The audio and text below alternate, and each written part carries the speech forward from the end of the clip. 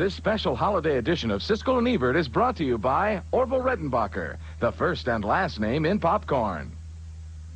This week, Siskel and Ebert review Walter Matthau's Einstein playing Cupid to Meg Ryan and Tim Robbins in IQ. Reporters Kim Basinger and Julia Roberts cover Parisian Ready to Wear. And Paul Newman comes to terms with Bruce Willis and Melanie Griffith in Nobody's Fool.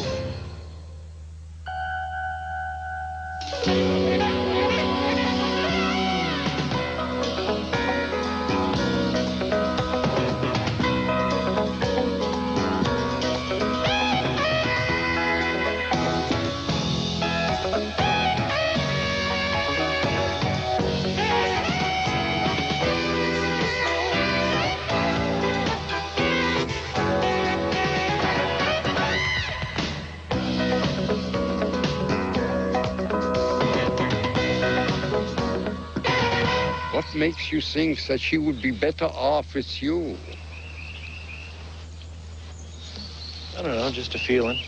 Walter Matthau plays a matchmaking Albert Einstein in IQ, a romantic comedy. It's one of 6 new movies on this special holiday edition of Siskel and Ebert. We'll also review new holiday films starring Macaulay Culkin, Julia Roberts, Paul Newman, Steve Martin, and Jason Scott Lee. I'm Roger Ebert of the Chicago Sun-Times. And I'm Gene Siskel of the Chicago Tribune. Our first film is IQ, and it's more of a curiosity than anything else, a sweet romantic comedy with that standard premise of the woman who is about to marry a jerk, and then a really good guy comes along. My problem with most of these pictures is that I really believe the women like the jerk in the first place. In IQ, set in the 1950s at Princeton University, Meg Ryan plays the fiancée of a stuffy psychologist, a real twerp, played by Stephen Fry. But when their car breaks down and the nearest mechanic turns out to be charming Tim Robbins, well, is there a choice? Fascinating, but what is wrong with the car? Well, my guess is your stroke is too short and you're getting premature ignition. Does it ever feel that way? Like what? Like the stroke is too short and you're getting premature ignition?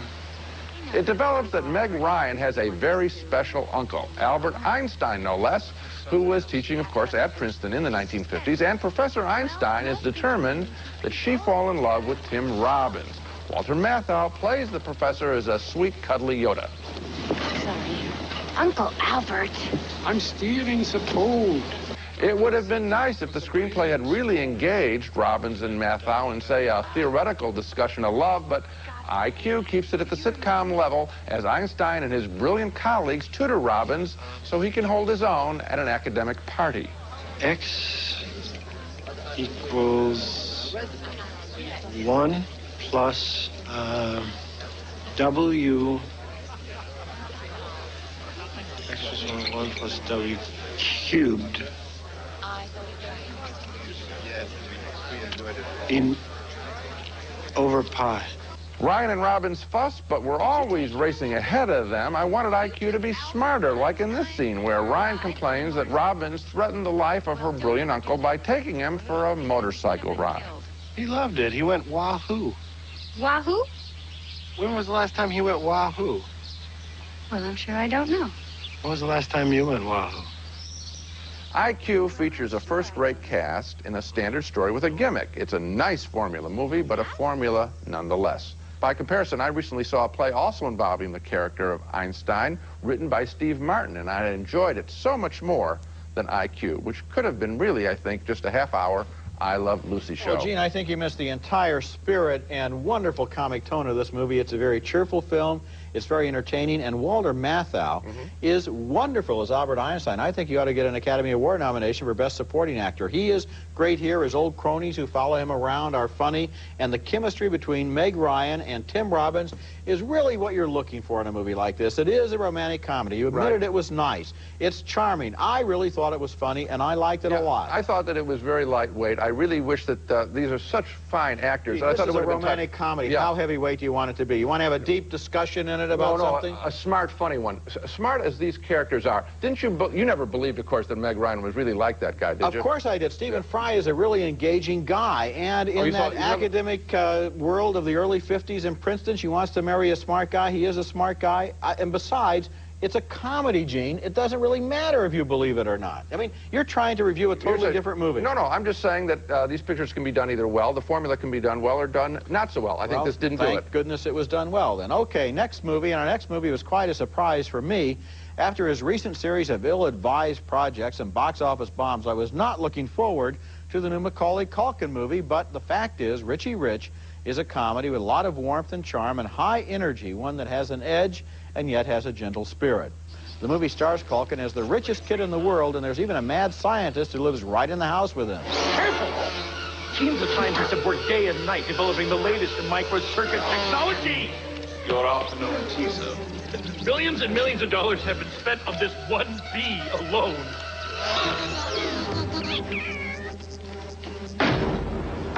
This is probably Culkin's last movie playing a little boy. He's going through some changes and discusses it with his dad, played by Edward Herrmann. Hi, Dad. What you doing? Well, I'm discussing economic policy with the president. Is this something important? Well, Dad, I think I'm getting a zit. What do you think? Another giveaway that he's growing up, Macaulay takes a special interest in his new aerobics instructor, played by Claudia Schiffer. I hope you don't mind, but I don't know, canceled. So I'll be filling in today.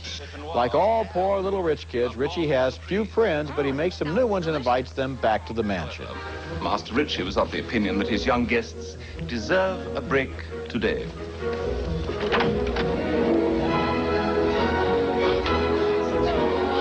You have your own McDonald's? The plot thickens as Richie's parents are feared lost at sea, and he fights evil John Larroquette for control of the company. Business hours go, well, just way past your bedtime. So I think that it's best to leave this job to an adult who has experience in these matters. Okay? I don't think so. What I liked the most about Richie Rich was the way the director, Donald Petrie, was able to combine a fresh story with a sweet tone. I also liked Richie's adult friends, the valet and the inventor, and I liked the movie's imaginative rich kids' toys, including the Kidapult, in which his playmates find out what it's like to be shot out of a cannon. This was a surprisingly entertaining film. We differ again. I wasn't entertained by any of the kids' toys, and I would have liked to have seen, for example, with the Claudia Schiffer scene, some writing with it. In other words, she just pops in and she is gone. It's a one-line gag. Didn't you like the toy of the smell thing that could sniff out stuff? Wasn't that terrific? The catapult, as I looked at that, I kept noticing when the stunt people were in the shot. It was pretty obvious. So I didn't think the catapult was very exciting. Well, it's not going to be news to anybody. There's stunt people there, but it can be either done well, just like we were talking about before. It can either be done well or not so well. The other thing is, I didn't think this Larroquette was that good of a villain, and I think that's what really would have energized the story. I thought it was played at a very light level, and I didn't think it was very good. Well, I think people will miss a real good time if they take your advice. Coming up next, Red Hot director Robert Altman takes on the world of Paris fashion in his new comedy called Ready to Wear. I'd say it's very pret-a-porter. Milo, you've had a lock on the look of the 90s for decades now. How have you managed to stay on top of everything? Probably the same way you have, Kitty. Just hard work and believing in yourself, right? Taking advantage of other people's insecurities.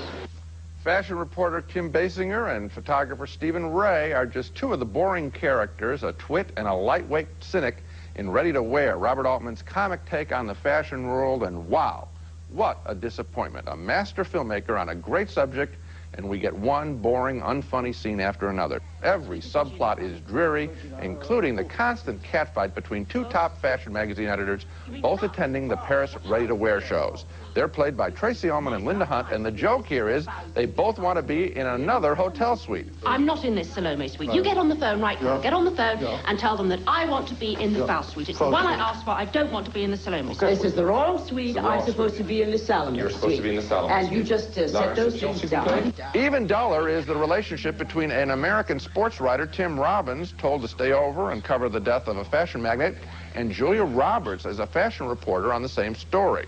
They are both assigned the same hotel room. Isn't that inventive? Two hotel room gags in the same movie. A desperate script. Unfortunately, neither one of these characters has anything to say to each other that's witty or funny or romantic.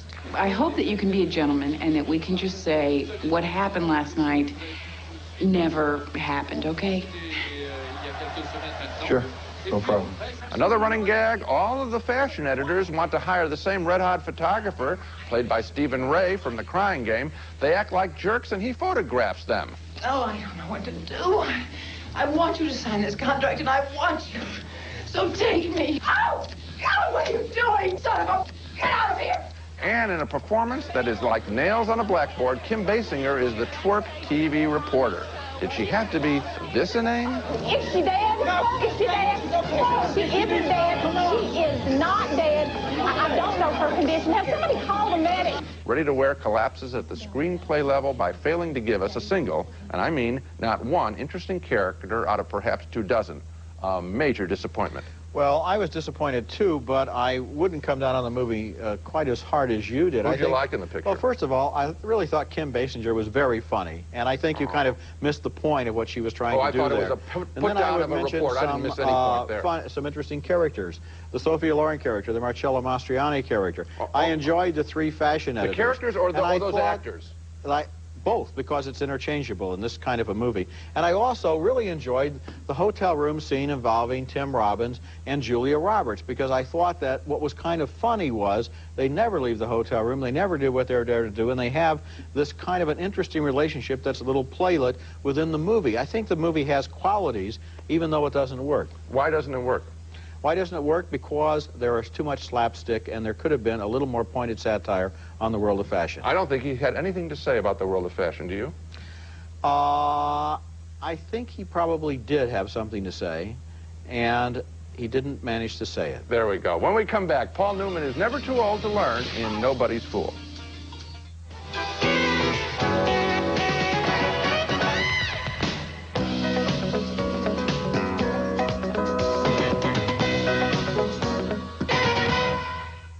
I could legally shoot you and get away with it. Not unless I'm breaking and entering. Are you going to break and enter? Paul Newman is caught stealing a snowblower from Melanie Griffith's husband in Nobody's Fool, a bittersweet movie with a plot that's a little too contrived, but a performance by Paul Newman that is pure gold. Newman plays a 60-year-old working man in a small upstate New York town who hasn't been very responsible for most of his adult life, but then he gets a chance to make amends when his son, played by Dylan Walsh, comes back into his life. Walsh is separated and plans to raise his older son on his own, and that gives the Newman character a grandson and the new chance at trying to do the right thing. Can I ask you a question? Well, if you're not a father to me, how come you're a grandfather to Will? Because you got to start someplace. Newman's landlady is his 8th grade teacher, played by the late Jessica Tandy. Do you mind my asking what you are doing? I'm keeping the guy that I stole this from stealing it back. Donald, does it ever bother you that you haven't done more with the life God gave you? Not often. Now and then. There's a subplot in Nobody's Fool involving Newman's rivalry with Melanie Griffith's husband, played by Bruce Willis. I liked all the performances, but I thought this aspect of the story was sort of tacked on, since the real subject of the movie is how this 60-year-old guy learns to grow up and accept responsibility. Newman is on screen in almost every scene and is very good in this film, quiet and touching. He's a likely Academy Award nominee. I had the exact same response to the picture as you, Roger. I thought he was just fine. In fact, in many ways, I like this performance more than the one he won an Oscar for, which is The Verdict. We're playing a similar kind of broken-down guy trying to come to peace with himself. Yeah. But at the same time, in every character, in every situation, contrived is the word that you used, and it's all there. Scenes that are written cute, but we don't really believe them. And it's made particularly disappointing because the film looks so good. It looks so realistic. The outside of the diner, the construction company, Bruce Willis's office, and then you have these cornball written characters that are just there as stand-up targets for him to knock down. There are two relationships in the movie that are pure. One is his relationship with a kind of mildly retarded guy he works with, and the other one is his relationship with his son. And those are written straight, but the others, you're right, have the spin on them that isn't necessary. And I question some of the moments even with the son. The son turns out to be good at construction and knows all this stuff. I think that's tacked on. I don't think that would be credible. I think it's either possible that he knows how to do construction or he doesn't. I don't think you have to explain that. Coming up next, a new comedy from the director of Sleepless in Seattle. Steve Martin stars in Mixed Nuts. Our next movie is Mixed Nuts, the latest film by director Nora Ephron, whose Sleepless in Seattle was such a smash. But this picture, Mixed Nuts, is another contender for the year's worst film, a stunningly empty comedy with Steve Martin as a suicide hotline worker whose agency faces eviction from landlord Gary Shanley. Now, these are two major comic talents in a dreary scene. We don't exactly have a cash flow. After you save someone's life, you can't ask them for money. Doctors can. Aren't you some sort of doctor, Philip? No. Oh. Tell me, in all of your calls, has anybody impaled themselves? No. Oh. And how's this for an original joke? The fruitcake that nobody wants. A fruitcake? Yes. Remarkably like the one I gave you last year. The would-be romance in the picture is between Steve Martin and Rita Wilson as his assistant. My heart is racing, and I'm feeling all nervous and sick. That's the way I felt since the day I met you.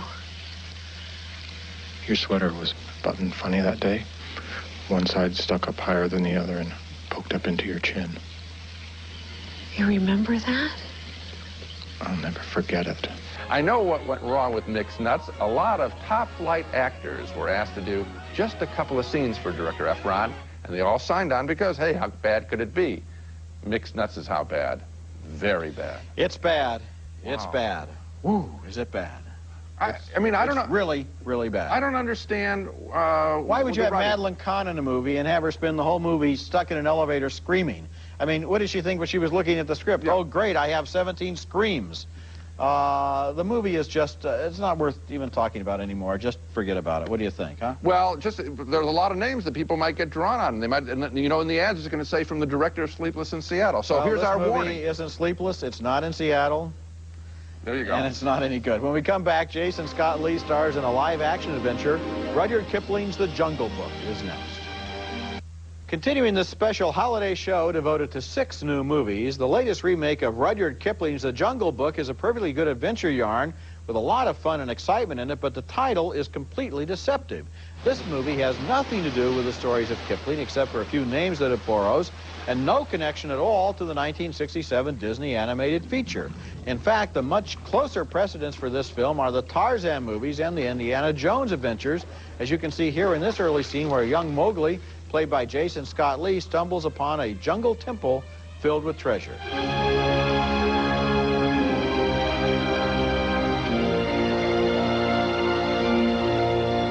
Mowgli was brought up as a child with a young British girl named Kitty, and then after years spent in the jungle, he encounters her again and tries to protect her, so he thinks, from her fiancé, played by Carrie Elwes. Come on, put them up.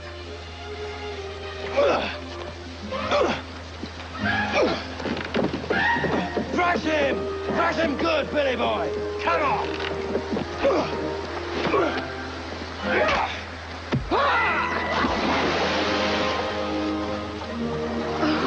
Kitty is played there by Lena Headey. She explains to her father, played by Sam Neill, that the wild man is in fact her old playmate. It's your mother's bracelet. I gave this to you when you were... Yes, and I gave it to a small boy named Mowgli. The evil junior officer knows Mowgli has found the jungle treasure trove and wants him to lead him there. I hunt animals, you know. Maybe someday you hunt me. As a straightforward adventure thriller, The Jungle Book is a perfectly entertaining movie made with good special effects, lots of energy, and a strong performance by Jason Scott Lee, who has a genuine screen presence. However, this is not a children's movie. It's too intense for younger kids, with scary scenes involving snakes and quicksand and jungle fires. But for an older audience, it's a lot of fun, and I recommend it, although I think the title is a real violation of truth in advertising. Well, I didn't care for the picture, Roger. I think you're really easy this week for some reason. I thought that to compare the picture to the Indiana Jones films, I mean, this isn't anywhere in that. Weren't you listening? I didn't compare it. I said it's the same sort of genre. In other words, it's not a children's movie like The Jungle Book. It's more of an adventure yarn like Indiana Jones. But in terms of quality and whether people should see it, I really can't recommend the picture. I thought it was the standard story of the wild child being brought into society, and then he rebels against the white hunters and all that stuff. Good performances, great locations, terrific sets. Actually, I thought that some of the locations were kind of boring. for example, they run down that same pathway in the jungle each time when they have the chariots of fire at the beginning, and then we see them later go through the same pathway. I thought they were kind of dull. The monkey kingdom where they have all the jewels there. That was fabulous. All those monkeys gibbering as they're standing around mocking I like the guy monkeys, who but was not the found. set particularly. The jewels looked kind of cheap, as a matter of fact. All the coins there at the end, I thought it was let down at the very end. I think that to some degree you kind of have to realize that these are movies. I mean, you're not expected to be a jeweler. Oh, I had no idea that they were movies, Rod. Well, I'm glad to be able to help you out. Now let's take another look at the movies we reviewed on this show. A split vote on IQ, the romantic comedy starring Tim Robbins and Meg Ryan. Gene thought it was a formula picture, but I really enjoyed Walter Matthau as a matchmaking Einstein. We split again on Richie Rich with Macaulay Culkin as the poor little rich boy. Gene found nothing funny. I thought it had imagination and genuine warmth. 2 thumbs down for Ready to Wear, Robert Altman's take on the Paris fashion industry. Gene thinks it's one of the worst films of the year. I think it's not good, but it's not that bad. 2 thumbs up for Nobody's Fool. We both thought the film was contrived, but the Paul Newman's performance was just wonderful. 2 thunderous thumbs down for Mixed Nuts, with Steve Martin heading a cast of name actors who should have known better than to get involved in this disaster. Finally, a split decision on Rudyard Kipling's The Jungle Book, starring Jason Scott Lee as the Indian boy who grows up with the animals. Gene thought the film was pretty lame, but I thought it was an entertaining adventure. That's it for this week. Next week, we're going to review the top 10 films of 1994, each of our selections of the year's best. And as we always say at this time of year, season screenings, everyone. Plan to rent a movie this week? You'll love the 1995 edition of Roger Ebert's Video Companion. It comes with a separate pocket video guide, too. It's America's favorite jelly bean, Jelly Belly, now appearing at theaters and video stores with good taste. Jelly Belly beans, try them, you'll love them. Vicks Sinex, the only sinus spray with a decongestant and Vicks vapors for a feeling of complete sinus relief. For sinus, think Sinex. Discover the miracle, the original Bridals and Bows mane, tail, and hair shampoo, conditioner, and nail cream for beautiful, thick, healthy hair, bridles and bows.